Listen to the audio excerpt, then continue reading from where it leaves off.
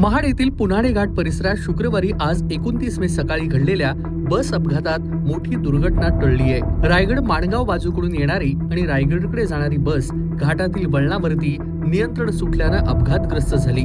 मात्र देव बलवत्तर म्हणून बस रस्त्यालगतच्या संरक्षण कठड्यावरती अडकून राहिल्यानं मोठा भीषण अपघात टळलेला आहे। मिळालेल्या माहितीनुसार सकाळी 6:30 वाजण्याच्या सुमारास हा अपघात घडला।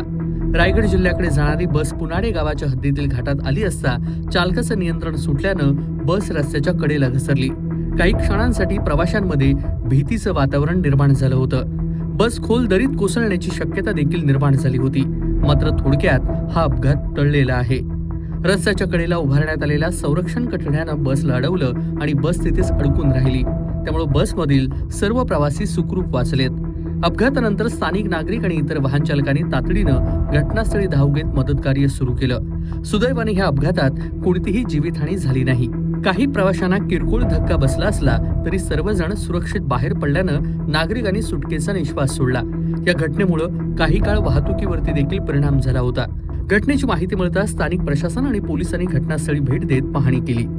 अपघाताचं नेमकं कारण शोधण्याचं काम सुरू असून घाट रस्त्यांवरील सुरक्षेचा मुद्दा पुन्हा एकदा ऐरणीवर आलाय।